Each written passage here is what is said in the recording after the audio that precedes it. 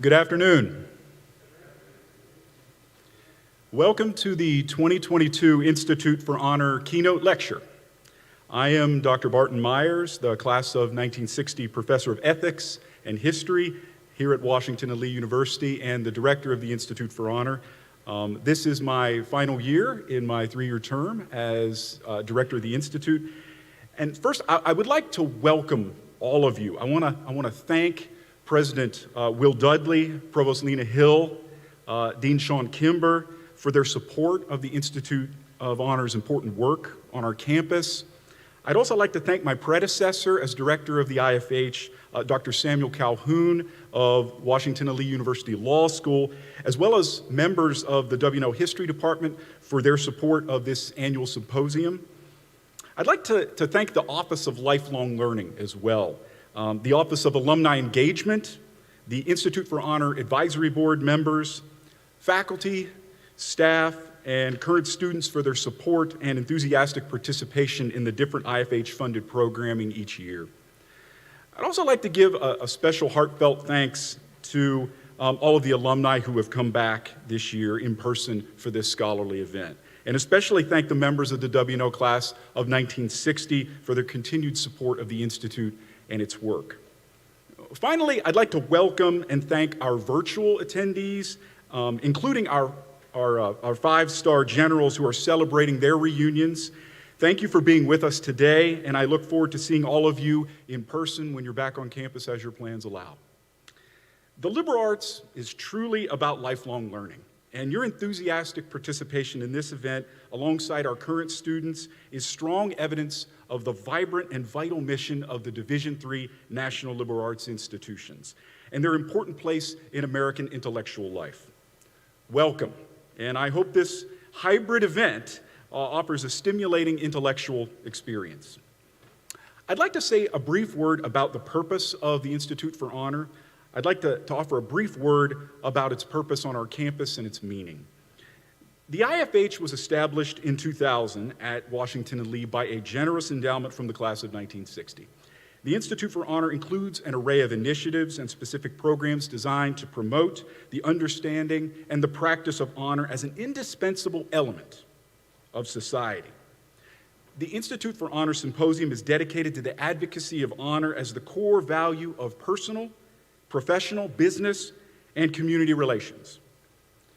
This gift was made possible by the class of 1960 in recognition of the importance of the honor system to Washington and Lee University itself.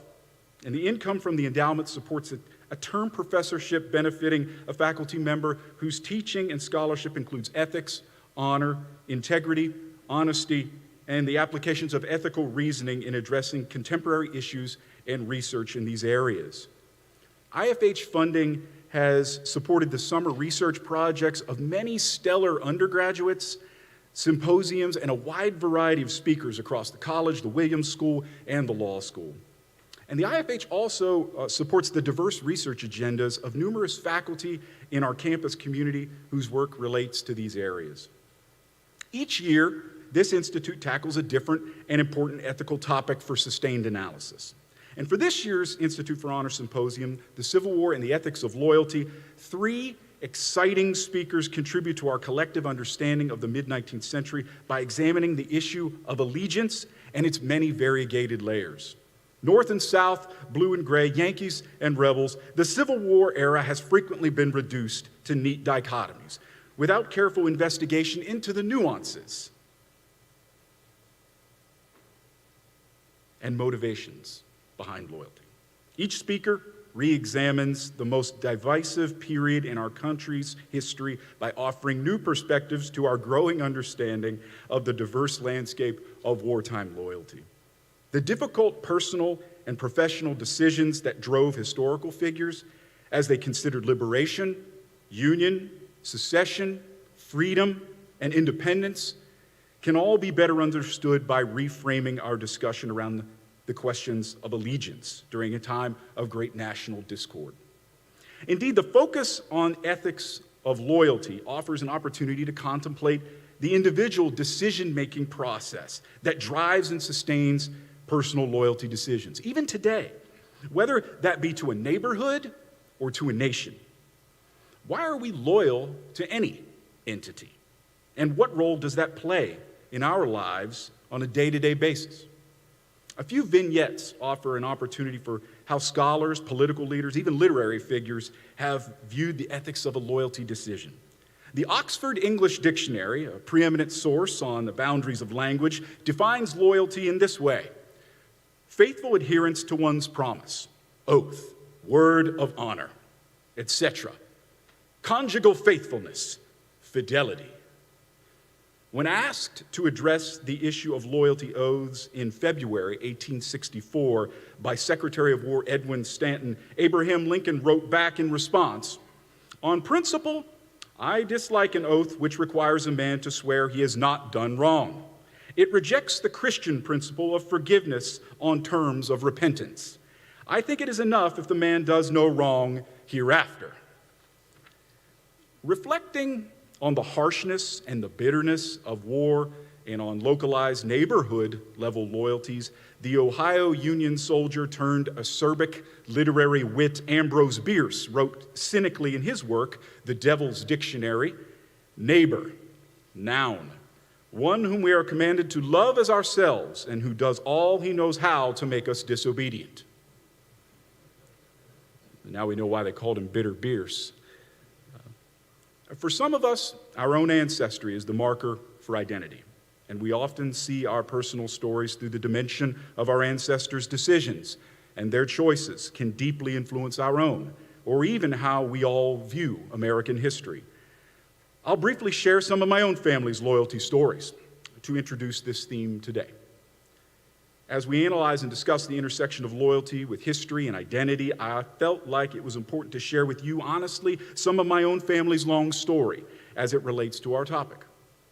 In 1745, Michael Myers was born in Winchester, Virginia. Early in his young adult years, Myers moved not down the Valley Road, but west into the back country, the Ohio country, his family thwarting the royal proclamation line of 1763 of King George III, the land that was the stuff of dreams and visions of George Washington. And when he settled, Myers became one of the founders of the community of Toronto, Ohio. At the outbreak of Lord Dunmore's War in 1774, the last colonial war prior to the Revolution, Myers fought in the colonial militia alongside the British against Ohio River Valley Algonquin-speaking Indians. In the years following, his loyalty, like many in the backcountry, would flip to the Patriot cause, where he rose to a captaincy in the Continental Army, fighting British forces along the Ohio River. Michael Myers would go on to become a scout of the Ohio backcountry wars following the Revolution, and even running flatboats down to New Orleans on the Mississippi River, just like Abraham Lincoln, until he was mugged by a gang who stole over $1,000 from him in the 1790s, returning from a trading journey. Myers and his wife would go on to have 9 children. He would live to the age of 107 and die in 1852. And if I had more time, I would show you the large obelisk monument that stands in his memory at Toronto Union Cemetery. Michael Myers was my 7th great-grandfather on my father's side. In 1861, my great-great-great-grandfather William Henry Wilson on my paternal grandmother's line was living in Harrison County, Ohio, when news of the Civil War touched his community. Wilson was a small yeoman farmer, illiterate as far as I can tell. He could have easily joined a local Ohio volunteer infantry regiment forming close to his home, but he did not. He chose to ride some 40 miles and cross the Ohio River to join a regiment at Wheeling, Virginia.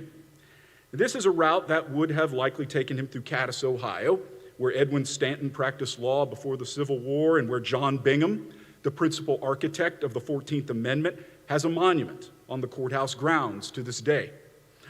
Perhaps he went the more circuitous route through Steubenville, Ohio, where I was born in 1980 at Ohio Valley Hospital, the same town where one of my favorite singers, Dean Martin, was born in 1917. Now, Wilson joined the 1st Virginia Union Infantry Regiment, Company B, a regiment that saw service guarding the B&O Railroad against Confederate guerrillas. But eventually Wilson sought transfer to the 1st United States Cavalry under Wellesley Merritt.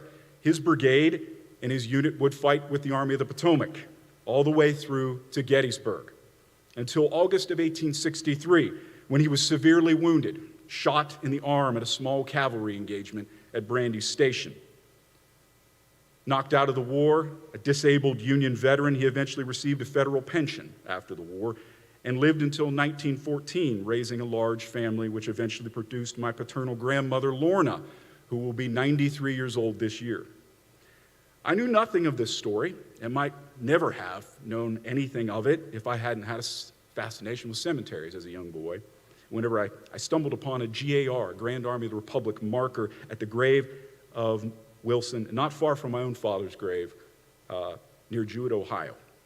Incidentally, this is about 3 miles away from where George Armstrong Custer was born and has a monument.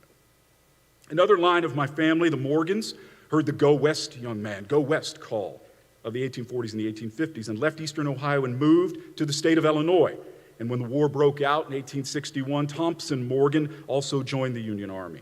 But this time with the 47th Illinois Volunteer Infantry, a unit that would participate in the critical campaigns of Ulysses S. Grant's Western Theater and particularly the campaign for Vicksburg. As part of William Tecumseh Sherman's Corps and Joseph Mower's Eagle Brigade, the 47th made the deadly assault against the Graveyard Road into Vicksburg in May 1863 that ultimately convinced Grant to lay siege to the city, as opposed to attempting to carry the works through more repeated bloody assaults.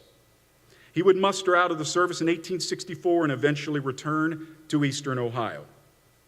Now, I share these brief loyalty stories with you on this for the sake of understanding the intimate link between loyalty and family history. As we reflect on what the word loyalty meant to the Civil War generation for the next day or so, I welcome you to share your loyalty stories with me and reflect upon others. My own current book project on Abraham Lincoln's Southern-born Union commanders, generals, admirals, officers from the American South who served in the Union Army during the Civil War is a direct offshoot of these questions that we will be examining over the next few days. Our keynote speaker this afternoon is the ideal person to guide us in this exploration. Elizabeth R. Varon is Langbourne M. Williams Professor of American History at the University of Virginia, where she also serves on the Executive Council of the John L. Nau III Center for Civil War History. Dr. Varon grew up in Northern Virginia. She received her BA from Swarthmore College in Pennsylvania and her PhD from Yale University. And during her distinguished career, she has also held teaching positions at Wellesley College and Temple University. A specialist in the Civil War era and the 19th century South, Varon is the author of many important scholarly works on the period, including We Mean to Be Counted, White Women and Politics in Antebellum Virginia from the University of North Carolina Press in 1998, as well as Southern Lady, Yankee Spy, the true story of Elizabeth Van Lew, a Union agent in the heart of the Confederacy, from Oxford University Press in 2003, which won the Lillian Smith Prize of the Southern Regional Council, the People's Choice Award of the Library of Virginia, and the Richard Slatton Biography Prize of the Virginia Historical Society. In 2008, she also published Disunion, The Coming of the American Civil War, 1789 to 1859, an entry in the prestigious Littlefield History of the Civil War Era series published by the University of North Carolina Press. In 2013, Oxford University Press published her book, Appomattox, Victory, Defeat, and Freedom at the End of the Civil War.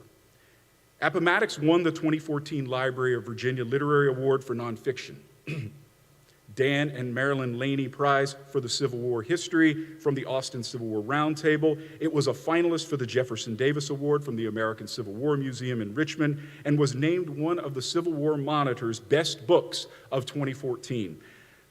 And this is a book that I've used at the beginning of my Reconstruction seminar several times here at WNL, and the students have enjoyed its analysis of the final days of the Civil War and first months of the post-war. Varon's public presentations include book talks at the Lincoln Bicentennial in Springfield, at Gettysburg's Civil War Institute, and on C-SPAN's Book TV. She also featured as a speaker in the Organization of American Historians Distinguished Lectureship Program and has been a co-director of Society of Historians of the Early American Republic. In 2019, she published Armies of Deliverance, a new history of the Civil War, with Oxford University Press, which subsequently received the prestigious 2020 Lincoln Prize from the Gilder Lehrman Institute of American History and Gettysburg College. The jury for the Lincoln Prize wrote of Varon's work, "Varon's mastery of every aspect of the Civil War makes this the most complete, balanced, and up-to-date synthesis of the nation's defining conflict." Dr. Varon is currently working on a biography of General James Longstreet, which is forthcoming from Simon & Schuster Press. Immediately following Dr. Varon's keynote, we will have a book signing in Washington Hall lobby, and I invite you to join us for that, followed by a reception at the President's house, and then dinner to follow in Evans Hall. Please join me in giving a warm W&O welcome to Dr. Elizabeth Varon.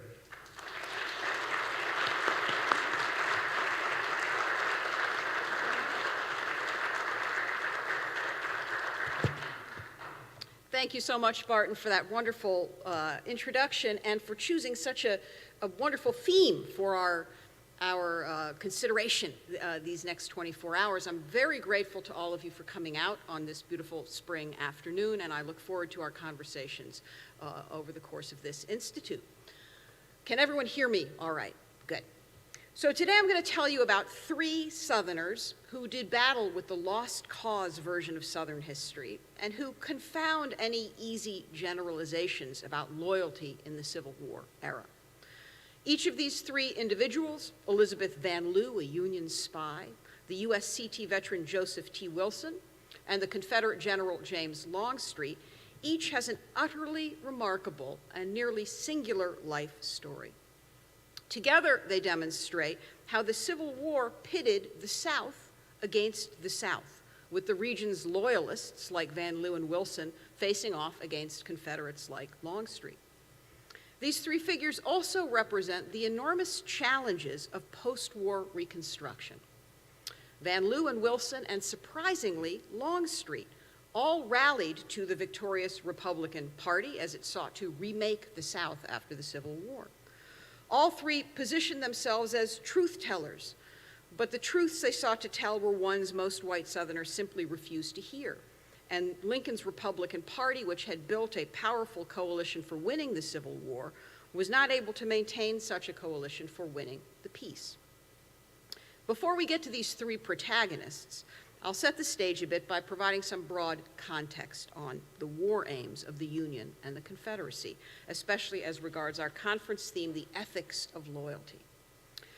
For the Lincoln administration and the Union government, the principal war aim of the Civil War was to bring the seceded South back into the national fold. Lincoln and the Northern public subscribed to what scholars have called the affective theory of the Union, as in affection. This was the idea that the American Republic was designed by the founders to be consensual rather than coercive, bound together by the mutual affection of its citizens, hence affective theory. Restoring such an effective union depended, Lincoln and his allies reckoned, on breaking the spell that the secessionist elite had cast over the Southern masses and bringing to the fore any suppressed loyalism or unionism in the seceded states. Even as the war escalated and its violence spiraled out of control, Northerners clung to the idea that they could deliver the Southern people, the Confederate people, from their thraldom to secessionists. This was how Northerners conceptualized the war. And Lincoln pursued, as president, many policies designed, he thought and reckoned, to change Southern hearts and minds, to rekindle allegiance to the Union, most notably his offer of financial compensation to those who voluntarily freed their slaves, and his offer of political amnesty to those who renounced the Confederacy and rededicated themselves to the Union. Needless to say, the Confederate government and Davis administration, for their part, operated on a starkly different set of assumptions. The premise of the Confederate war effort was that Northerners and Southerners could never again be countrymen, that the bonds of affection were broken beyond repair. Thus, from the start of the war to its finish, and indeed even before the first shots were fired, Confederate propaganda insisted that the North waged ruthless remorseless war and sought the brutal conquest, not the deliverance of the South. Confederates used political prescription and social pressure to try to preempt and discredit and stamp out Unionism, loyalism in the South, opposition to the Confederacy. And as Lincoln took aim at slavery, Davis and his government reviled the Emancipation Proclamation as the culminating proof that there was no turning back, that reunion between the North and South was utterly impossible. So as we'll see, there proved to be a wide gap between the expectations of the two opposing governments and the realities of war as they played out on the ground. Southern Unionism was never as robust as Lincoln hoped it would be, but it proved far more troublesome than Jefferson Davis had expected. So for that story, let's turn to the remarkable, unlikely life of Elizabeth Van Lew, who headed up a Union spy ring in Richmond, Virginia. Why did Van Lew, a white Southerner, choose the Union over the Confederacy during the American Civil War? This choice was by no means foreordained. Elizabeth Van Lew was born in Richmond in 1818.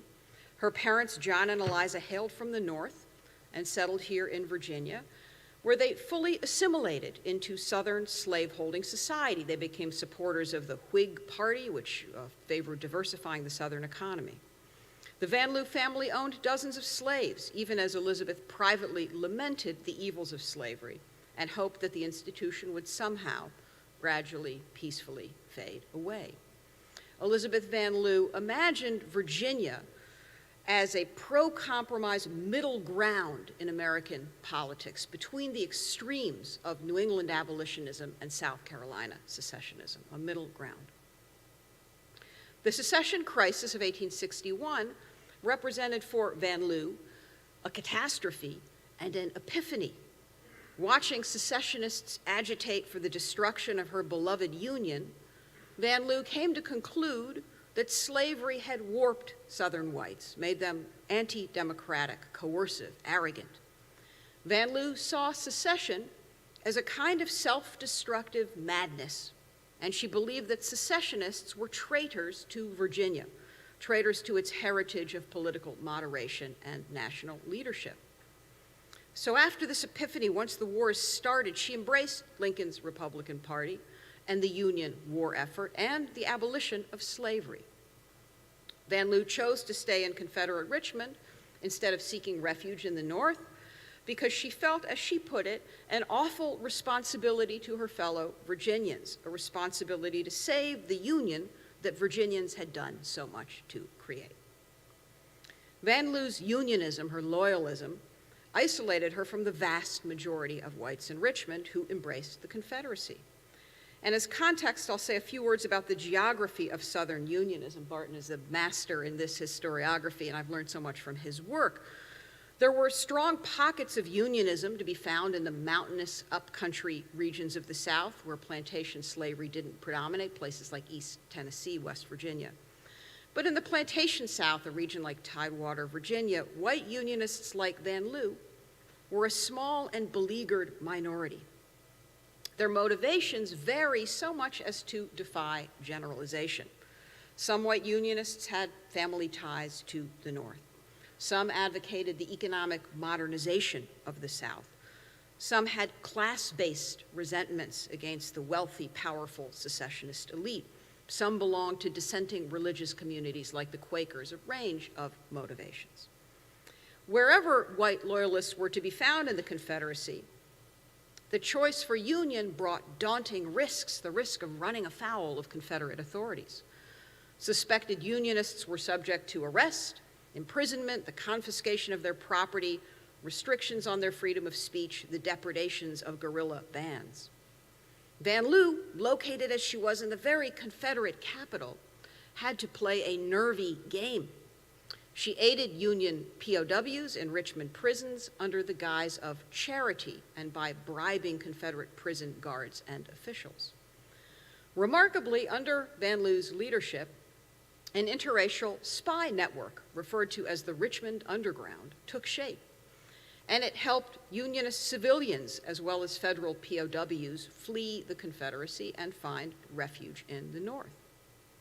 Van Loo is best described as a spy master, and she oversaw a devoted group of operatives who practiced a primitive but effective tradecraft. Again, the Civil War is so remarkable, so many stories you couldn't make up if you wanted to. These members of Van Loo's network used code names and invisible ink. They carried hidden messages in the soles of their shoes. Again, primitive but effective tradecraft to spirit valuable intelligence to Union lines. The most fabled of Van Loo's co-workers in this underground was Mary Jane Richards, an enslaved woman whom Elizabeth Van Loo appears to have given a secret freedom before the war.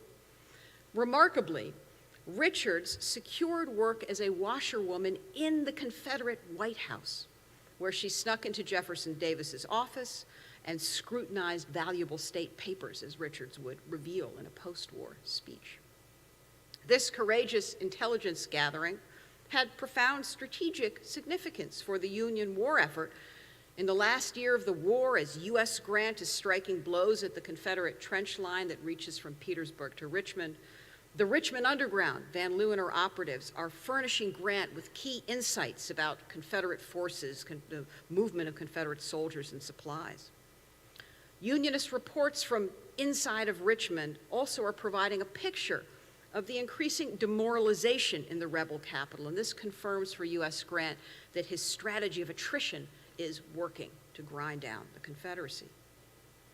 Moreover, again, the story gets more improbable, but so fascinating, the Richmond Underground's work had a negative impact on Confederate morale, too. Confederates knew this spy ring was operating in the city. Its operations were at times quite brazen. The two most dramatic feats of Richmond's Unionists were a February 1864 escape that the Underground engineered of 109 Union officers from Libby Prison at Richmond, and a second brazen move, the April 1864 reburial of Colonel Ulrich Dahlgren. Dahlgren was a slain Union Army colonel who had been killed leading a failed raid on Richmond. He'd been desecrated and buried in an unmarked grave, and then secretly disinterred and reburied by Van Loo and her operatives on the farm of a Virginia Unionist to give him a burial with honor as they saw it. Now, these events bedeviled the Confederate authorities. Some suspected Van Loo was involved, but they could not establish her guilt, in part because they were blinded by their sexism. Confederate authorities investigated her, but they found it very hard to believe that a middle-aged spinster could be a wily spy master. So she slipped through their clutches. When federal troops entered Richmond in April 1865, Van Loo felt it was a personal vindication. "Oh, army of my country," she confided to her journal, "how glorious was your welcome." The most cogent summary of Van Loo's spy work comes from the pen of George Sharp, who was the Union's chief of intelligence for the Army of the Potomac, and he wrote in a post-war letter, this is really remarkable, he wrote, quote, "For a long, long time, Elizabeth Van Loo was all that was left of the power of the U.S. government in the city of Richmond," unquote. Right? I mean, women couldn't even vote, and it would be a very long time before they could. All that was left of the power of the U.S. government in the city of Richmond. During post-war Reconstruction, Van Loo was rewarded for this wartime patriotism and risk-taking, as U.S. Grant, when he became president, appointed her postmaster of Richmond in 1869.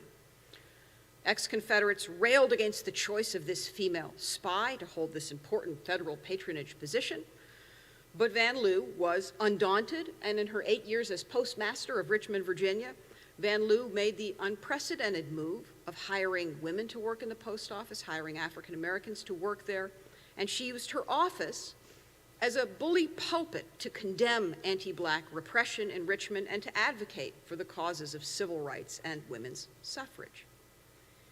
This behavior brought down upon her the wrath of Southern Democrats and of white Republican men in her own party who felt she was too outspoken.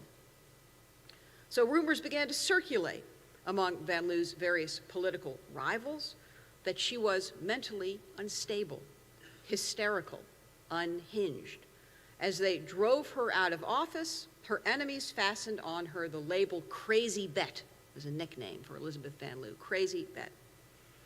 And in her waning years, Vanloo was so estranged from white Richmond, so skittish and anxious when she was out in public, that it was all too easy to mistake her alienation for a kind of madness.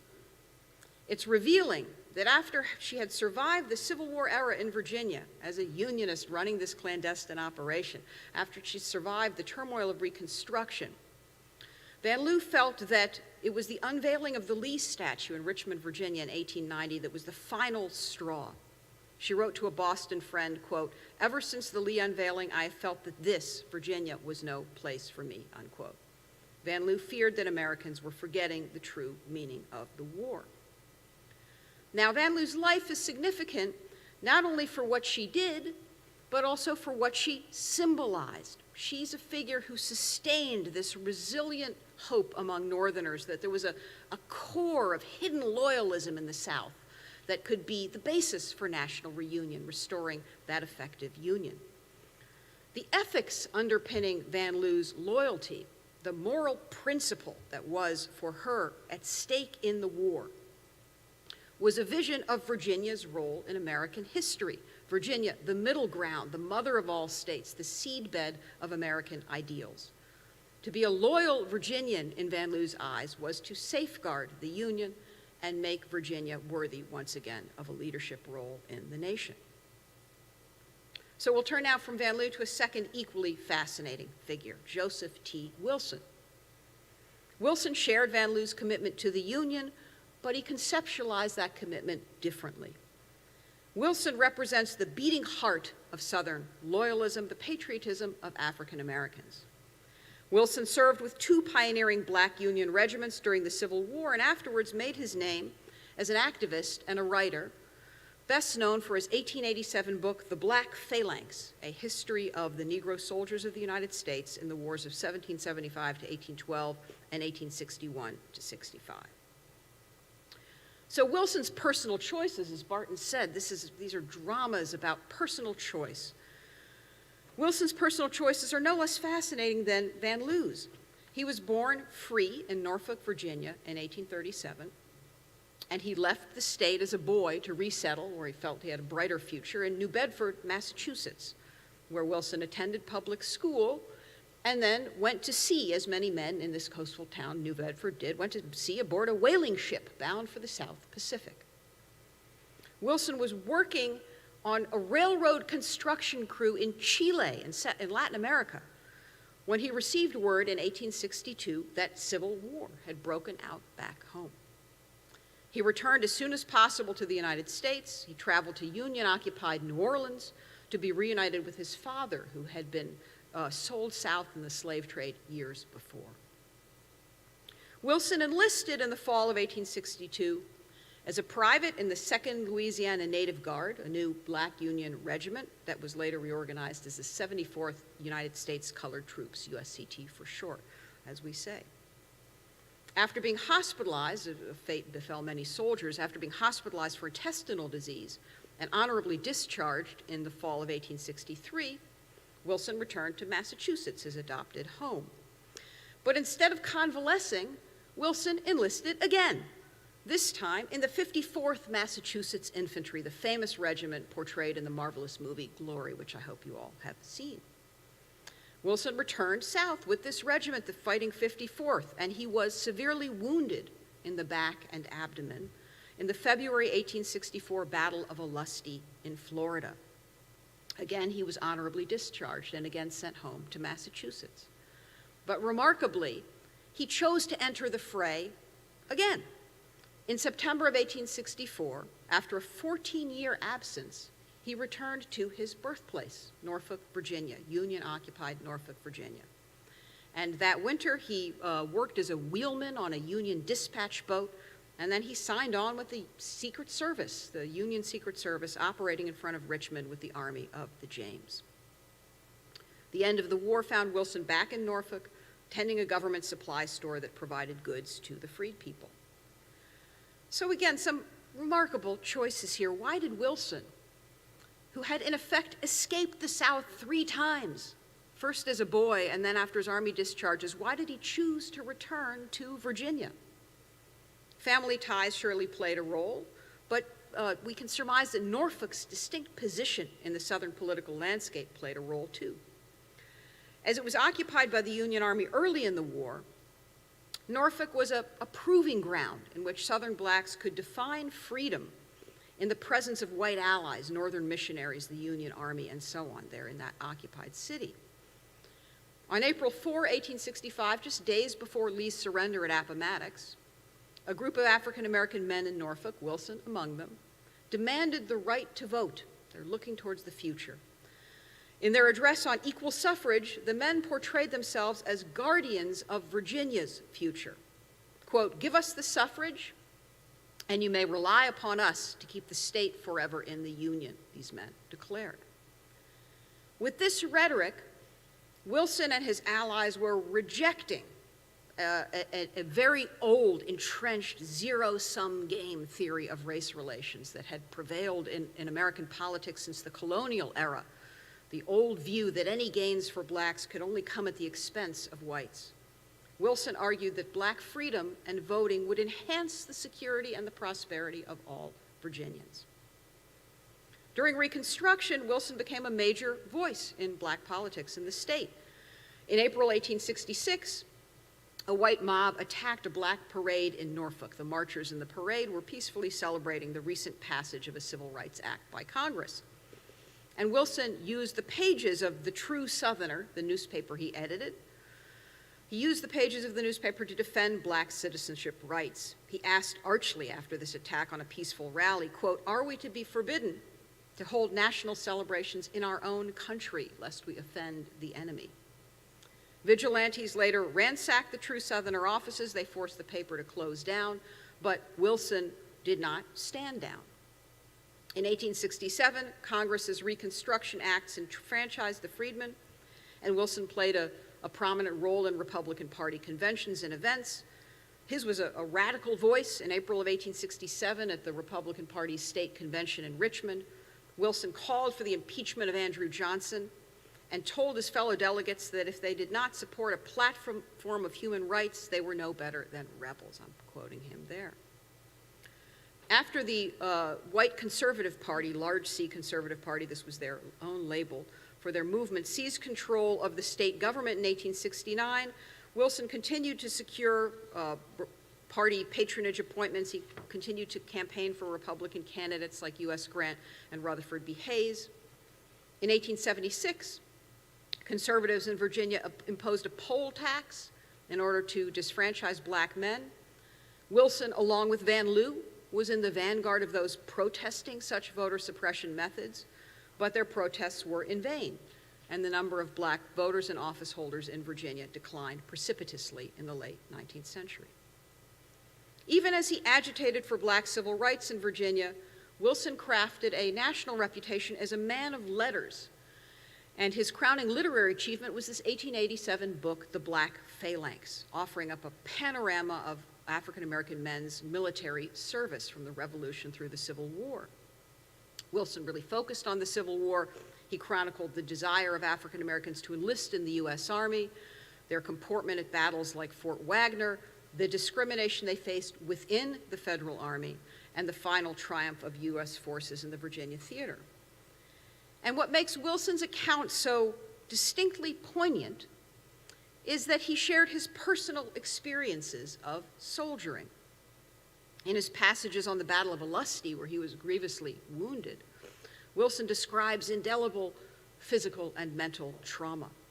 That battle at Wellesley was a tactical defeat for the Union in which the famous 54th Massachusetts executed a controlled retreat under heavy fire, which allowed the rest of the Northern forces to escape.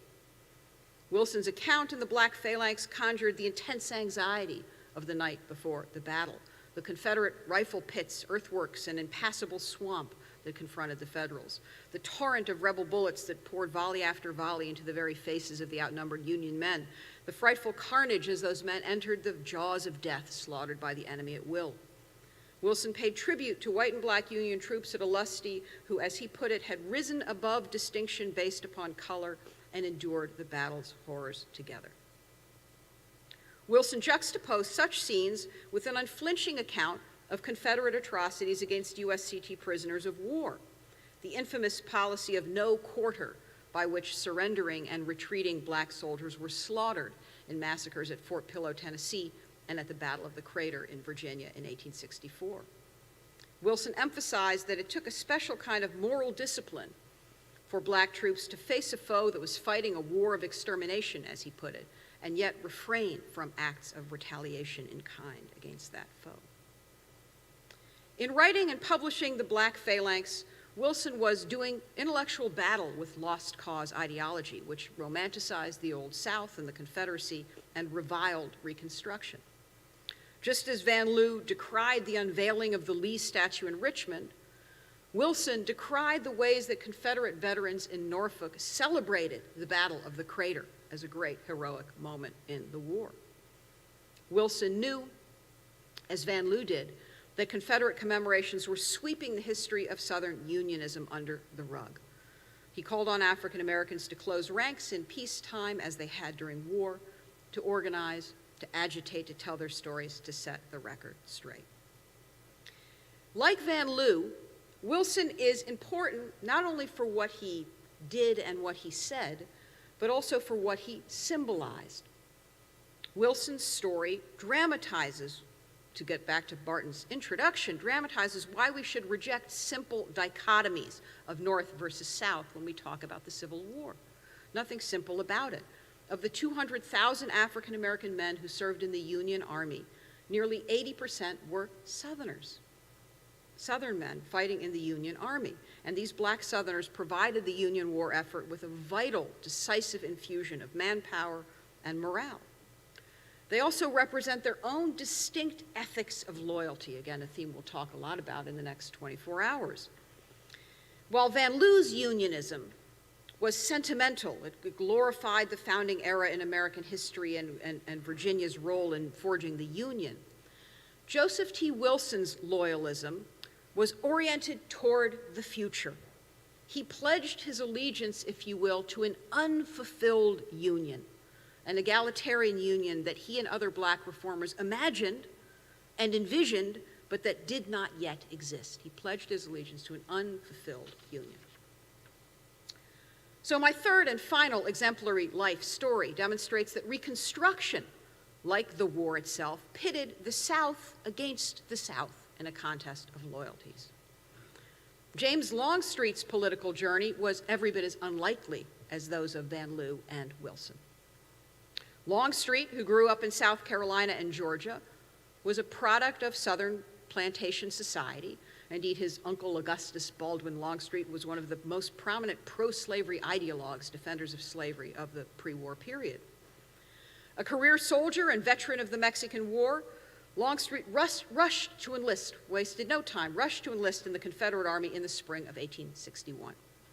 He was all in for the cause of Southern independence, and he roused his troops to exertion in famous victories in the Peninsula Campaign, Second Manassas, Fredericksburg, Chickamauga, by invoking the standard themes of Confederate nationalism, the specter of servile insurrection, the radicalism of the North, the prospect that the Yankees would make political slaves of Southern whites, common themes in Confederate propaganda.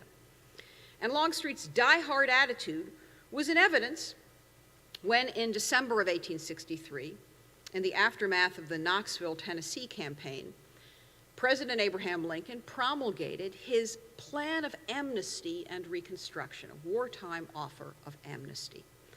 This amnesty offer of Lincoln's tendered forgiveness and a restoration of political rights to any white Southerner who took a loyalty oath, to get back to Barton's point, an oath of present and future loyalty, the past to be erased if you take an oath of present and future loyalty. James Longstreet not only rejected this offer, but he took great offense at it. When flyers, handbills announcing this amnesty offer appeared in his ranks, he sent a note to his Union counterpart, the Union general in the Knoxville region, who he believed had disseminated and snuck these into Confederate lines. He sent a note to General John G. Foster calling Lincoln's amnesty policy dishonorable. Longstreet wrote, quote, "The few men who may desert under the promise of amnesty held out in this proclamation cannot be men of character or standing. You propose," he continued, "you propose to degrade the human race by inducing soldiers to dishonor and forswear themselves. This, of course, was a remarkable degree of high dudgeon, given that Longstreet had forsworn his own oath to the Union Army back in 1861 in order to join the Confederate cause. Longstreet's last-ditch mentality was evident, too, in his support for policies like conscription and impressment, the government seizure. Impressment was the government seizure of private property for use by the military. Like Lee, Longstreet favored the expansion of Confederate national power at the expense of state authority or individual liberties in order to achieve military victory. So to make a long story short, and to pivot to the fascinating post-war chapter here, Longstreet fought tenaciously for the secessionist cause until the last hour at Appomattox. And accordingly, at the end of the Civil War, James Longstreet was regarded in the former Confederate states as one of the great Confederate heroes of the conflict. He'd commanded the fabled First Corps of the Army of Northern Virginia. He'd won laurels as Lee's dependable war horse, as Lee dubbed him. After Appomattox, Longstreet settled in New Orleans, where he achieved economic success working as a cotton broker. He was widely admired by his fellow Confederates. Until, that is, the spring of 1867, when Longstreet torched his previous reputation by writing a series of public letters expressing his support for the new program of congressional Reconstruction. Congress's Reconstruction Acts, which enfranchised formerly enslaved black men in the South, were a dramatic turning point in the nation's history. They were also a crossroads for James Longstreet, who at this crucial juncture very consciously chose a different path from the vast majority of former Confederates. He chose a different path. On March 18, 1867, Longstreet wrote to the New Orleans Times the following, quote, "There can be no discredit to a conquered people for accepting the conditions offered by their conquerors. We made an honest, and I hope I may say a creditable fight, but we have lost. Let us come forward then and accept the ends involved in the struggle," unquote. In Longstreet's view, since the sword had decided in favor of the North, as he put it, Northern principles must prevail. It was the duty of the defeated South, he said, and again I quote him, to abandon ideas that are obsolete. The duty of the defeated South to abandon ideas that are obsolete.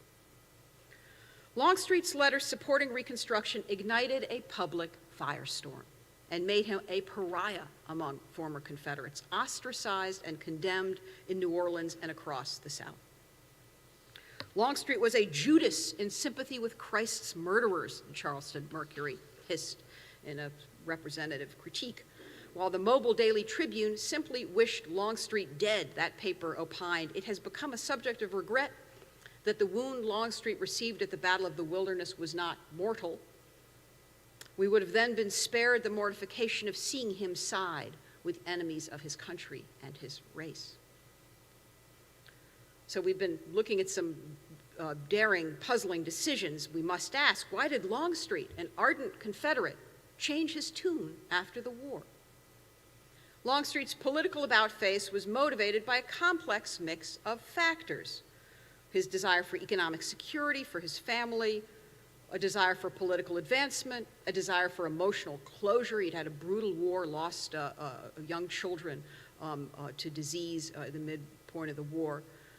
But more than anything, his decision was driven by gratitude to his dear old friend and West Point classmate, one Ulysses S. Grant, or Sam, as Longstreet called him.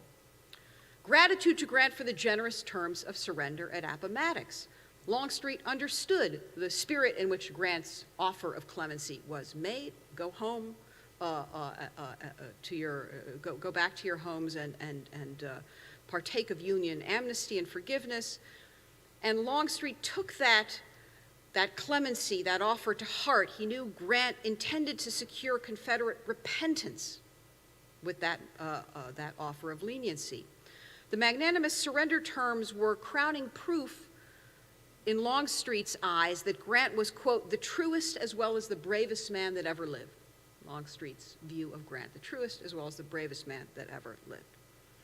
Longstreet's ethics of loyalty at this moment, rooted in friendship and gratitude, demanded that he accept the North's amnesty and carve out a respectable place for ex-Confederates in the reconstructed Union, the new order. When Grant became president in 1868, he rewarded Longstreet for this political bravery by bestowing on him a patronage job, much as he had done with Van Lew, Longstreet's job customs house surveyor in New Orleans. And Longstreet went on to play a conspicuous role in defending the Republican administrations of Louisiana during Reconstruction. Longstreet served as the commander of the biracial Louisiana State Militia. He promoted black voting and office holding. He played a conspicuous role in the ceremonial life of New Orleans, presiding, for example, over a militia parade of black and white troops commemorating the passage of the 15th Amendment, which enfranchised black men across the nation. At each turn in the searing conflict over Reconstruction, Longstreet doubled down rather than backing away. He chose in Louisiana's bitter gubernatorial election cycle of 1873 to support the faction led by Union veterans, William Kellogg, a white Northerner, and PBS Pinchback, a black Southerner. In the Battle of Liberty Place on September 14, 1874, Longstreet, leading the interracial New Orleans Metropolitan Police and State Militia, fought to defend the Republican state government against a violent takeover and attempted coup by the White League, the white supremacist paramilitary arm of the Democratic Party, full of Confederate veterans. It took federal troops sent by U.S. Grant to pacify the city after this attempted coup. Exhausted by the turmoil in Louisiana, Longstreet returned home to Georgia as Reconstruction closed to build a political base there. As Longstreet fought ex-Confederates in the street, he also fought them on the page in a heated debate over his wartime record, especially at the Battle of Gettysburg. Some of you may know about this famous debate. The opening salvos in this literary war were attacks on Longstreet by Jubal Early, one of Robert E. Lee's lieutenant generals, and William Nelson Pendleton, Lee's former chief of artillery. In a January 1872 speech here in this very chapel in Lexington, Virginia, Early pinned the Confederate loss at Gettysburg on Longstreet, charging him with delaying the crucial attack on the Federal left flank on July 2nd, 1863, the second day of the battle. A year later, at another speech right here in this chapel in Lexington, Pendleton piled on, arraigning Longstreet for failing to obey Lee's alleged order for a sunrise attack on July 2nd, 1863. There was no such order. These men were soon joined in an anti-Longstreet faction by other Lee staffers who saw themselves as champions of the lost cause and guardians of Lee's reputation. Now, I can't emphasize enough that Longstreet's detractors explicitly connected his wartime failings to his post-war conduct in Louisiana, his support for Reconstruction. Referring to Pendleton's speech and to the Battle of Liberty Place, that attempted coup, the editors of a Texas newspaper noted in October 1874 that they had at first not believed Early's and Pendleton's charges against Longstreet. But after Longstreet's appearance, quote, at the head of the Metropolitan Police, prepared to hurl his messengers of death against the citizens of New Orleans, unquote, the editors noted, we withdraw our incredulity, they said, and are now prepared to believe that no deed of infamy could be named that Longstreet would not gladly be a party to. Longstreet struggled doggedly to defend his military performance during the war. In a series of essays published in the 1870s and 1880s, culminating with the publication of his memoir in 1895, From Manassas to Appomattox, Longstreet elaborated a bold critique of the Confederate war effort, explaining that he had advocated for defensive tactics at Gettysburg only to be overruled by Lee. Longstreet argued that Confederates lost the Civil War not because of the Union's overwhelming numbers and resources, but instead because of their own failings, the principal failing being hubris, excessive pride, which caused them to commit the fatal mistake of underestimating their opponents, the Yankees. In Longstreet's view, Lee was off his balance at Gettysburg and lacked some of the qualities of character, self-control, calmness, adaptability that Longstreet attributed to men he considered superior generals, such as U.S. Grant. Now, needless to say, These heterodoxies brought Longstreet in for more withering criticism from self-styled defenders of the lost cause. But he proved a resilient political warrior. He remained an active Republican office holder. He held posts as the ambassador to the Ottoman Empire, as U.S. Marshal for Georgia, as Federal Railroad Commissioner. And with these platforms, Longstreet relished the role of truth teller, uniquely positioned, he felt, to explain the South to the North. In his many public utterances, Longstreet expressed his hope that, quote, political intolerance, the band that now holds the solid South together, will be broken, as he told a newspaper interview in 1880. While Longstreet's main political goal was to augment the power of Southern whites within the Republican Party's coalition, he also consistently supported black voting. And he called attention to the ways economic pressure and vigilante violence were used to suppress the suffrage in the South. Why, in a free and fair election, I believe that the colored and white Republican vote would amount in Georgia to a clear majority, Longstreet staunchly insisted, if only a free election could be had. But despite Longstreet's efforts, and those of Van Lew and Wilson, Reconstruction ended. The Republican Party inexorably lost ground in the South after Reconstruction as one-party rule, Democratic dominance of the Jim Crow era took hold. I'll close here now with a few observations on this dynamic. As I've explained, unreconstructed rebels mounted a massive campaign of paramilitary violence and intimidation led by groups like the Klan and the White League, a campaign to suppress Republican votes and drive that party out of Southern politics and public life. Van Lew, who received death threats, Wilson and Longstreet, who were mobbed, were all targets of that campaign. Lost cause ideology played its own insidious role in this rise of the solid South by stigmatizing dissenters as outsiders who had no place in the body politic. The Lost Cause creed posited a unitary South of dauntless Confederates and loyal slaves and patriotic women, and it insisted that anyone who didn't fall into those categories was not a true Southerner. Confederate commemoration of the war, to put it in a different way, was a kind of screen that blocked the stories of Van Lew and Wilson and Longstreet from public view. And the monument landscape is telling. There is a standing soldier statue of a USCT veteran in Norfolk, Virginia. It was installed there in 1920. But it is the only such black Union soldier monument in the entire South, one. There is a mass grave of white and black Union soldiers at Ulusty in Florida, the battle Wilson described so vividly, but there is no proper monument at that gravesite to honor their sacrifices. There is a plaque commemorating Elizabeth Van Lew's story on Church Hill in Richmond at the site where her family mansion used to stand, but that plaque wasn't put there till 2005, and it is one of the very few plaques in the entire South commemorating a white Unionist. Longstreet, for his part, is often invoked in analyses of this memorialization issue as the exception that proves the rule, proof that Confederate memorials were symbols of white supremacy. Longstreet's post-war politics, his embrace of Republican Reconstruction, rendered him useless as such a symbol, and hence no monuments were erected in the South to Longstreet, despite his military prominence. Now, it's utterly essential to note in this connection that Longstreet was not a racial egalitarian by the standards of Van Lew, let alone by the standards of Wilson. Van Lew and Wilson openly championed racial equality. They condemned the Confederacy as backward and barbaric.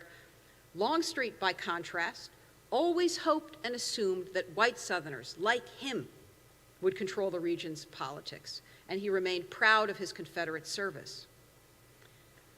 But revealingly, even his limited challenge to traditional hierarchies, his willingness to include blacks to some degree in the body politic, was threatening enough to render him, in Confederate eyes, disloyal to the South. Unreconstructed whites opposed to change demanded not only racial supremacy, but also ideological purity, and Longstreet rejected that demand. If we want to know the South's history and tell it, we have to tune in the voices of its dissenters, its iconoclasts. Lost cause ideology has distorted history. It's hidden from Southerners their own past, the very stories like the ones I've told today.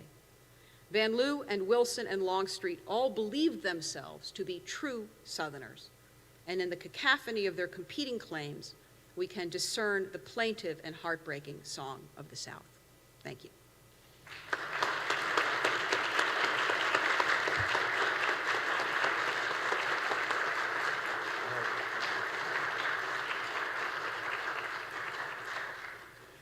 And now, if you'll allow me, we will adjourn to Washington Hall lobby for a book signing with Dr. Varon. She's graciously agreed to sign for us. Thank you very much.